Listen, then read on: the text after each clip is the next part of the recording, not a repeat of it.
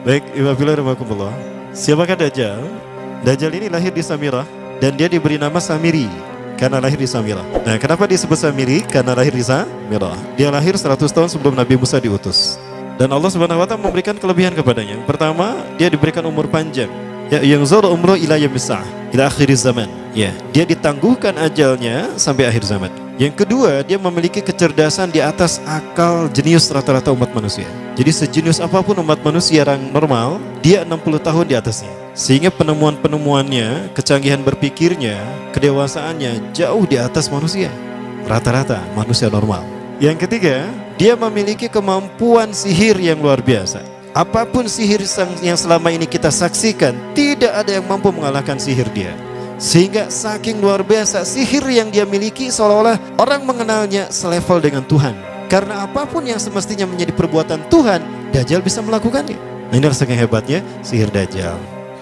Nah, nasab kelahirannya adalah nasab yang aneh para Allah. Dia lahir dari termasuk Bani Israel. Bani Israel ini keturunan Nabi Yakub. Yakub itu gelarnya Israel. Keturunannya disebut Bani Israel. Dari Yehuda. Yehuda ini adalah anak laki-laki dari istri pertama Nabi Yakub alaihissalam. Nabi Yakub istrinya 4. Yang pertama bernama Ya'la. Dari Ya'la ini melahirkan 6 orang. Salah satunya bernama Yehuda dan Lewi. Lewi melahirkan Nabi Musa alaihissalam. Yehuda melahirkan bangsa yang kita kenal Yahudi. Salah satunya Yehuda ini melahirkan generasi yang pada akhirnya melahirkan Samiri.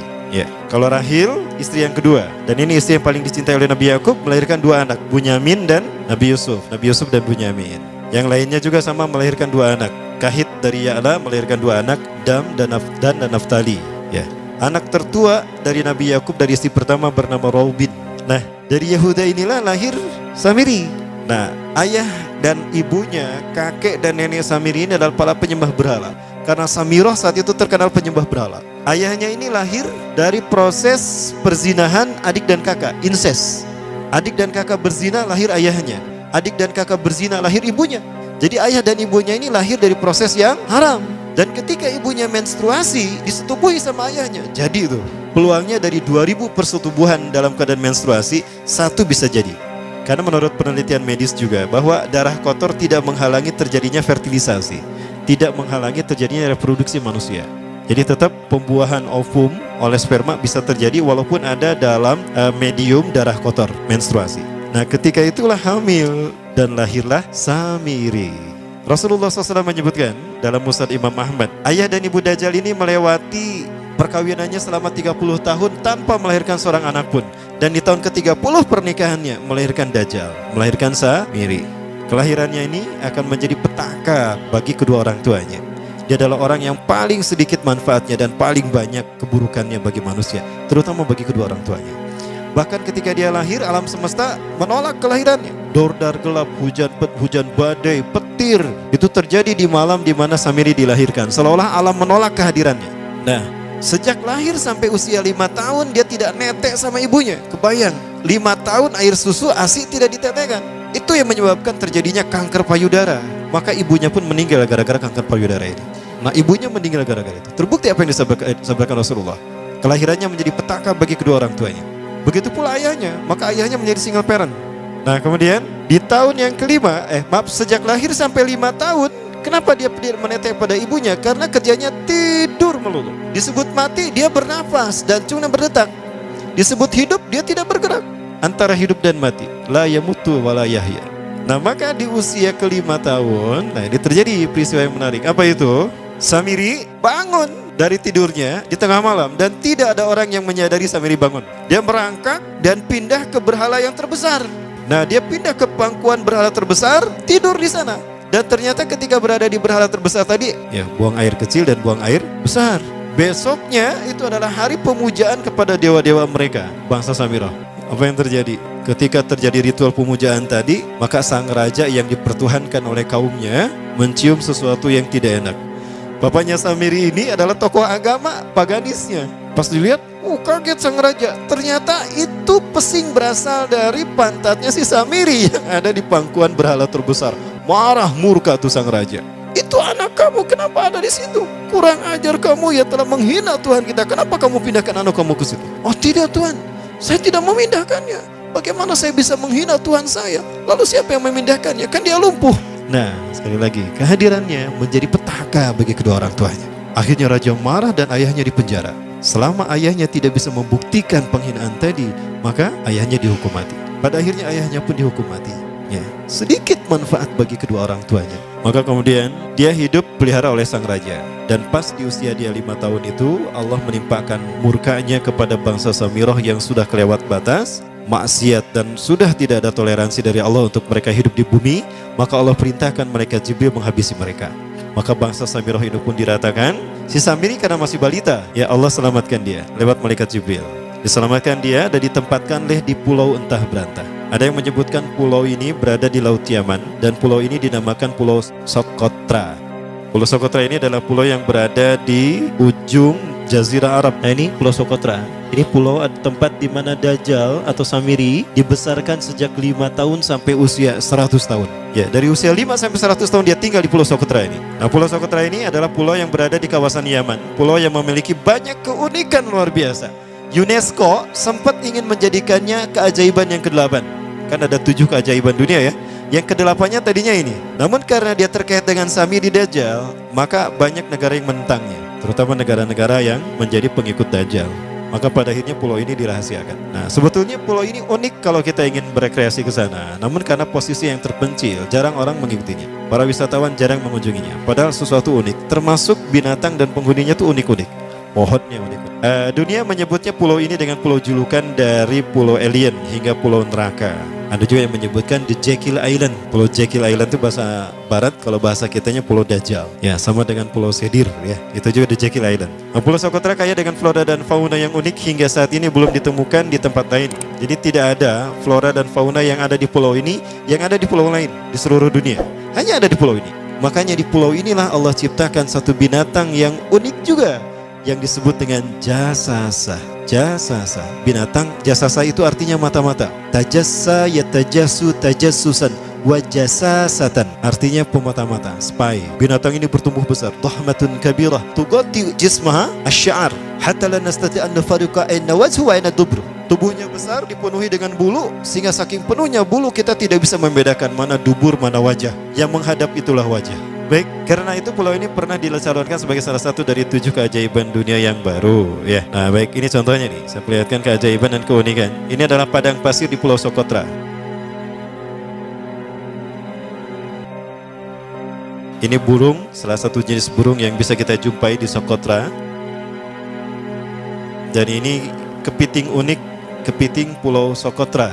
Aneh ya, kepitingnya seperti itu. Ini laba-laba langka di Socotra, mirip tarantula. Dan ini pohon darah naga yang ada di Pulau Socotra juga. Nah, ini salah satu jenis pohon Dorstenia Socotra. Dan ini juga pohon yang lain, pohon Dendrocysaios Socotra. Ya, saya sebutkan lagi ya. Nah, ketika di pulau itu sebelum bertemu dengan Nabi Musa, Samiri di pulau itu yang hanya tinggal dengan seekor binatang jasasa. Binatang jasasa ini memberikan beberapa hal kepada si Samiri ya.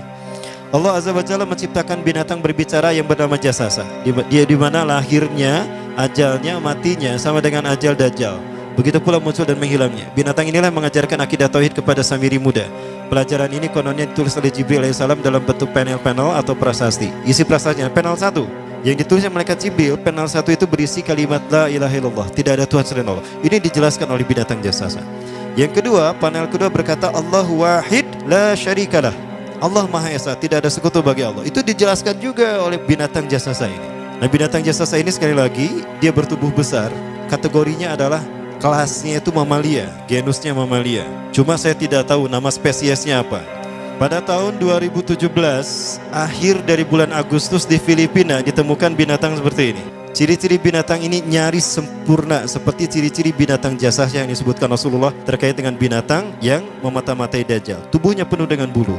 Ini disebutkan dalam surat An-Naml ayat ke-82. Ya, binatang ini seperti ini dan dia tidak pernah jauh dari laut karena dia selalu ingin membasahi tubuhnya dan dia pun makan dari makanan ikan laut. Maka dia tidak pernah jauh dari pantai. Seperti ini. Nah, binatang inilah yang mengajarkan prasasti mengajarkan akidah tauhid kepada Samiri muda. Yang ketiga, engkau diurus oleh Jibril, karena itu janganlah engkau mengkhianati janjimu dengan Allah. hanya engkau saja di pulau ini. Panel yang kelima, makanlah dan nikmatilah makanan minuman yang menjadi rizki dari Allah sesuai kehendakmu. Tidurlah sesukamu, tapi sembahlah Allah dalam berbagai keadaanmu dengan tasbih keesaan Allah kepadanya, yaitu dengan melaksanakan solat yang diwajibkan kepadamu. Allah lah sang raja, Allah yang Maha Esa. Dia tidak berayah dan tidak pula mempunyai anak. Allah Tuhan Tuhan yang maha besar dan maha agung. Dialah yang maha raja. Ada 7 panel. Panel yang ke-7 bercerita tentang Nabi Muhammad. Panel yang ke-6 itu bercerita tentang nabi-nabi, dan khusus panel yang ke-7 cerita tentang Nabi Muhammad. Jadi Dajjal sudah tahu, Samiri sudah tahu bahwa akan diutus Nabi Muhammad di akhir zaman, dan itu nabi yang terbaik, makanya dia iri. Nah, selesai panel ini disampaikan, maka binatang sejasasa berkata, wahai Samiri, saksikanlah aku telah menunaikan, innani qad fa'altu ma umirtu min rabbi. Demi Allah, saksikan aku sudah menunaikan apa yang diperintahkan padaku, kata binatang jasasa. Maka sekarang adalah perintah terakhir, yaitu pertanyaan dariku untukmu. Hal tu'minu billah, apakah kau beriman pada Allah? Wa bima unzila ilaih, dan dari apa yang diturunkan kepada nabi-nabinya, kepada Jibril maksudnya. Famadal jawab ya Samiri, apa jawabanmu hai Samiri? Samiri tidak menjawabnya. Lama ditunggu-tunggu, Samiri tidak menjawabnya, sehingga binatang ini pun pergi dengan menjerit dengan jeritan yang membuat Samiri ini pekak telinganya. 2 kali lagi datang lagi kembali kepada Samiri dan berkata binatang jasasa, ya Samiri, famadal jawab? Hal tu'minu billah, in tu'minu billah fatakunu mu'minan ajaba imanika ila yaumil qiyamah. Jika kau beriman kepada Allah, maka sungguh kau akan menjadi mukmin yang menakjubkan imannya. Inna ajalaka ukhirat ila akhir zaman. Sesungguhnya ajalmu ditangguhkan sampai akhir zaman. Jika kau beriman pada Allah, engkau akan menjadi mukmin yang menakjubkan. Fa in lam tu'min billah, tapi jika engkau tidak beriman kepada Allah, wa bima unzila ilaih, dan apapun yang diturunkan pada Jibril, innaka minal mal'unina ila yaumil qiyamah, dan kau terkutuk sampai hari kiamat nanti. Tidak juga dijawab. Pergi lagi binatang jasasa tadi sambil memekikkan suara yang pekikan yang keras. Yang ketiga kali yang terakhir dia bertanya kembali. Dan apa jawaban Samiri? Hei jasasa binatang buruk rupa, lihat di pulau ini tidak ada siapapun kecuali engkau dan aku. Dan yakinilah kalau panel ini bukan tentang Allah yang di langit sana, tapi yang disebut Allah itu saya. Hei jasasa, akulah Allah itu. Oh, dia menjerit dengan jeritan yang makin keras, sampai si Samiri pun menutup kedua telinganya. Sejak saat itulah binatang itu pergi dan berkata, innaka dajjal, innaka dajjal, innaka dajjal. Engkau adalah pendusta, engkau adalah pendusta, pendusta sampai hilang suaranya. Di saat itulah Samiri mendapatkan gelar Dajjal. Jadi siapa nama asli Dajjal? Samiri. Dajjal artinya Al-Kazab, pendusta, bukan singkatan kadek. Baik, nah sejak saat itulah Samiri keluar dari pulau itu dan dia sudah menyandang gelar Dajjal, pendusta, karena dia mengaku Tuhan. Baik, Iwabillah, jangan salah, Dajjal kecerdasan yang mampu melakukan cloning dan mampu melakukan berbagai macam riset dan eksperimen. Hatta eksperimen yang mengilhami film Hook itu Dajjal bisa melakukan. Bahkan ketika orang membayangkan kendaraan tercanggih itu pesawat terbang, Dajjal sudah mampu membuat piring terbang dengan kecerdasannya. Ya, Rasulullah menyebutkan kendaraan Dajjal itu dia bisa terbang, kata Rasulullah. Dan kecepatan terbangnya 5 km per sekon. 1 detik 5 km. Hanya dengan berkedip-kedip dia berkeliling dunia. Ya. Kecepatan ini diambil dari hadis Rasulullah. Berapa kecepatannya Rasulullah ketika dia terbang di muka bumi? Ya, kendaraan yang dia gunakan itu kecepatan terbangnya seperti awan yang ditiup angin, kata Rasulullah. Dan awan rata-rata ditiup angin itu 5 km per sekon. Dan jarak dari satu telinga ke telinganya, artinya setengah diameter atau diameter kepalanya, keledai yang dia gunakan, Rasul menyebutnya keledai, itu arba'una zira, 40 hasta, 27 meter. Diameternya itu 27 meter. Keledai macam apa yang jarak dari satu telinga ke telinganya 27 meter? Kalau bukan piring terbang.